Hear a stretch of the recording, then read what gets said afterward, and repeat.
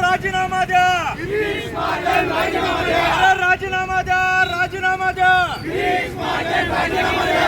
हिंदू असून हिंदूंचे पैसे खाणाऱ्यांचं करायचं काय? हिंदू असून हिंदूंचे पैसे खाणाऱ्यांचं करायचं काय? राजीनामा द्या, राजीनामा द्या, राजीनामा द्या, राजीनामा द्या। एकच ब्रेड, एकच ब्रेड, एकच ब्रेड। छत्रपती शिवाजी। आज आपण बघत आहात की या महाराष्ट्र राज्यामध्ये काय चाललंय। आपल्या या भारतामध्ये प्रयागराजच्या धर्तीवर महाराष्ट्र राज्यात नाशिक इथे सिंहस्थ कुंभमेळ्याचं आयोजन करण्यात येत आहे। आता नाशिक ही प्रभू रामचंद्रांच्या पावन स्पर्शानं पुनीत झालेली ही भूमी आहे आणि या भूमीवर लाखो करोडो लोकांचं श्रद्धास्थान म्हणजे आपल्या समस्त हिंदू धर्मियांचा श्रद्धास्थान म्हणजे महामेळावा म्हणजे कुंभमेळावाचं आयोजन या नाशिक इथे होत आहे। आणि या पवित्र भूमीवर काय घडतंय, काय चाललंय आपण बघत आहात।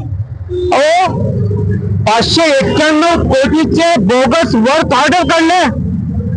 आम्ही या गोष्टीचा जाहीर निषेध करतो। शिवसेना उद्धव बाळासाहेब ठाकरे पक्षाच्या वतीनं तसेच महाराष्ट्र नवनिर्माण सेना पक्षाच्या वतीनं या बोगस भ्रष्टाचाराचा आम्ही इथे जाहीर निषेध करतो। आणि आज आम्ही खास करून या महायुती सरकारला सांगत आहोत की या सिंहस्थ कुंभमेळ्याचं आयोजन करते समयी आपण या 3 स्थळांमध्ये याची विभागणी केली। यांनी 3 समित्या स्थापन केल्या। एक म्हणजे शिखर समिती, त्याचे सर्व या महाराष्ट्र राज्याचे मुख्यमंत्री असतात। आणि दुसरी समिती म्हणजे कुंभमेळा मंत्री समिती, त्याचं मुख्य पद हे गिरीश महाजन यांच्याकडे आहे। आणि तिसरी समिती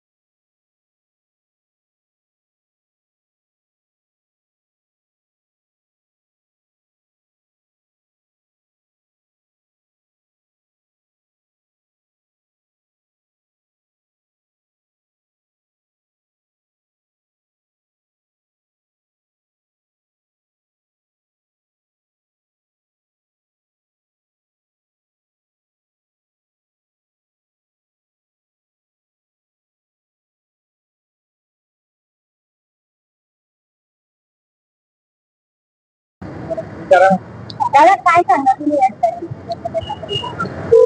सन 2014 भारतीय जनता पार्टी आणि शिवसेना शिंदे गट त्या टायमाला या लोकांनी हिंदूंचे मुखवटे घालून सरकार मिळवलं आणि आज हेच लोक हिंदूंचे मुखवटे घालून आज हिंदूंचेच मंदिरं लुटायला निघाले आहेत.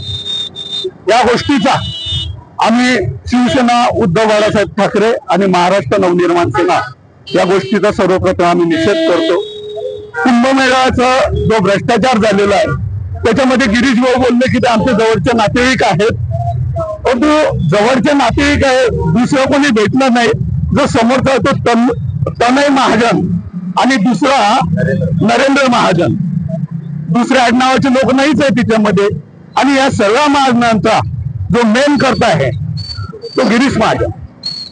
म्हणजे ना पाटील भेटला, ना नारखेडे भेटला, ना पवार भेटला, ना काळडे भेटला, त्यांना महाजनच भेटले. चोरांचा बाप चोर. आणि अशा स्वरूपाचं या ठिकाणी हा भ्रष्टाचार झालेला आहे.